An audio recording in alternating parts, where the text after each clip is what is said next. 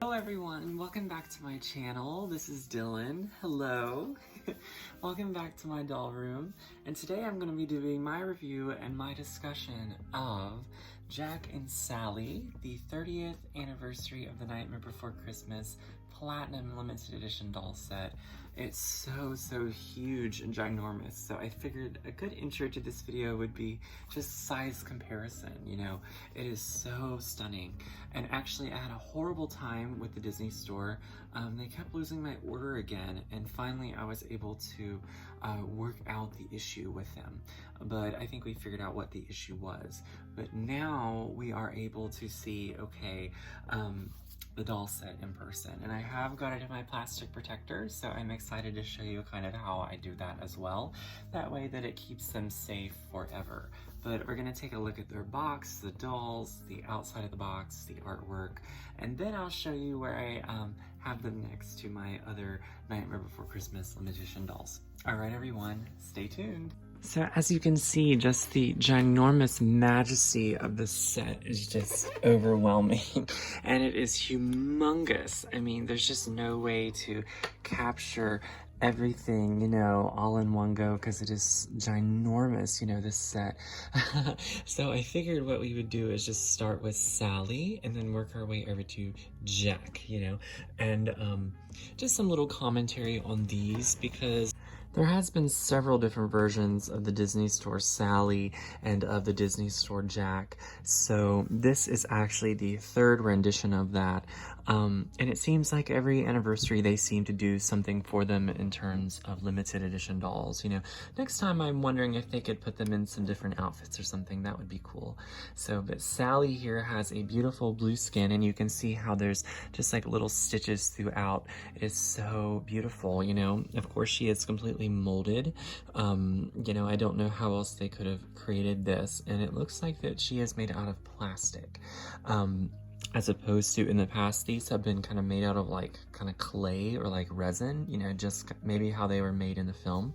So she does have plastic protruding eyelashes, and I think her face paint is also done very well. Very pretty. She has rooted reddish auburn hair. And there's plastic over her face because it is kind of holding it in, because she has interchangeable faces. Yes, so it's a little creepy, you know, but I guess it's supposed to be. On the actual plastic, there's some cool bat kind of motifs. I love that, as well as some little cemetery motifs, as we'll see here. See, there's like some tombstones. I absolutely love that as well. I love anything spooky or just cliche, you know. So she doesn't have much articulation, you know, and I wonder if at one point they could do more of that, because I think they could have created a whole new sculpt for her. You know, that might have justified more collectors purchasing this, because it is quite expensive. So, but we have her dress, and it's made out of different torn little patterns, you know, patterns that of course come straight from the film, and there is some black kind of threading embroidery through each little piece connecting them. Of course, that's probably not what's holding it together. That's probably just for looks, but it is just like that gorgeous Tim Burton-y kind of style. You know, I love that. Her legs are really cool. They have the stitching in it, because she is kind of put together a little bit with some sewing because she is a monster. Technically, I guess she's sort of like a Frankenstein monster, because she's kind of created out of dead people parts. And she has her little shoes down here. It looks like the shoes might be removable. I'm not sure, but the socks definitely aren't fabric, which kind of, I'm kind of a little upset about that, because I wish that the socks were fabric. In the middle of them, there's this really beautiful stand to where this is what allows them to sit in between Jack's house, which we will take a look at more in just a moment. But that's kind of the little stony pathway that you're seeing. And there is a gate there with the howling kitty cats, so, you know, definitely recognizable from the film. So Sally's little faces are here, and there's some different expressions that she can have. So we can give Sally a happy smiling face or a worried concerned face, because a lot of the film she is sort of worried and concerned, but the face that she has on her doll is kind of a content face.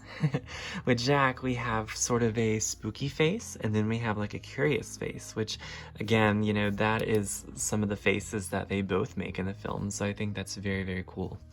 What you'll see here is more tombstones. You can see how kind of dusty everything is, and I think that's because it's such like a dark packaging that, like, of course all the dust is going to show up, but there's some tombstones here and more tombstones heading that way.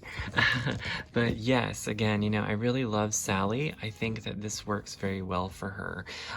It's just maybe there could have been a little bit more of like an detail in her actual body mold, because maybe we would want a Sally doll that could be more posable. So yeah, we'll just have to see about that. Of course, there's some more bats up here. Behind Sally is Jack's Christmassy red costume. It's kind of pinned up and displayed back there, which I think is an interesting touch to have the option of an alternate outfit. It's just, you would have to take this very expensive doll set out of the box. So spend all that money, take everything out of the box and put that on him. So, I mean, it's whatever you have the nerve to do. So some people probably don't have the nerve to do that. That is totally understandable, because just this was $300 and some. So it's like, do we want to take this platinum doll set out of the box, or, you know, what do we technically want to do? All right, so back here we also have Zero. So Zero is a newer addition to these, as Zero wasn't included before, but he's completely molded, which I understand is fine. He's a ghost. So you can kind of see him back there floating on top of the spiral hill. That is the background back there. He has a little red collar on, and he has his little pumpkin-y little nose. Super cute.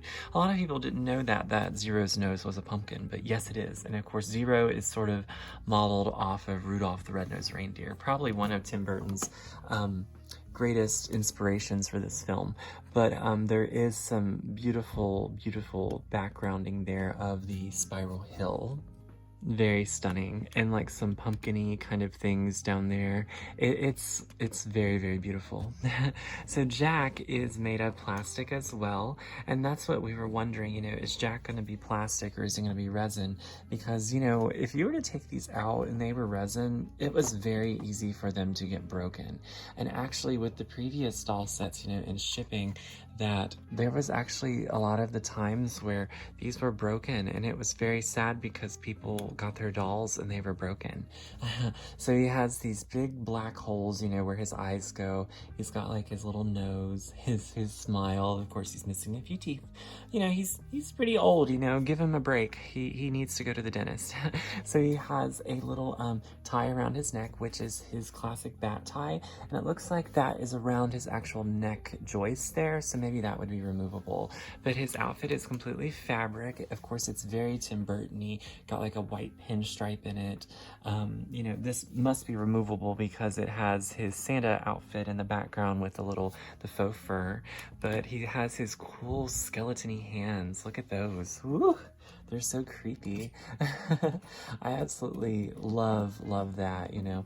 And, you know, if there would be a way where the Disney Store could possibly create those, that would be a little bit more articulated, you know, I'm sure more expensive, but that would be very amazing. So he's very, very skinny, you know, he's very skinny. And he's got his little shoes down there, which are very tiny, straight from the film. So that is the front of the box. The side of the box is very interesting. It says Tim Burton's The Nightmare Before Christmas, and it has this beautiful, like, spidery, haunted, like, motif surrounding it.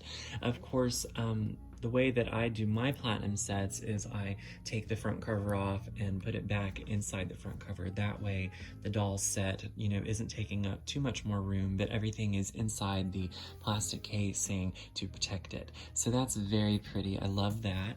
And of course, as I spin things around, this doll set is very heavy, so you just have to be very careful.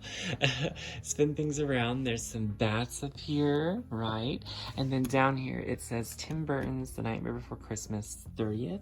So this would actually be on the front of the box. Like, this is where the doors are. So this is how you would actually open the box. But as you can see, I kind of... Alright everyone, this is where I have Jack and Sally displayed there, next to the other two Jack and Sally's from 5 years ago for the 25th anniversary. And I actually have the original Sally back there behind them, and she's a little bit more hard to see just because the packaging is like a coffin and you have to open it up, so it's very interesting. But guys, that is all the details here of my Jack and Sally 30th anniversary limited edition doll set from the Disney store. I'm so thrilled to finally have them, and I apologize for this review not being around Halloween, but I didn't get these until like January, so it's very, very frustrating. But hey, here we are, and here we are celebrating them. Alright everyone, if you enjoyed, make sure you subscribe to my channel, like this video. Thank you so much. I will see you next time. Bye-bye everybody.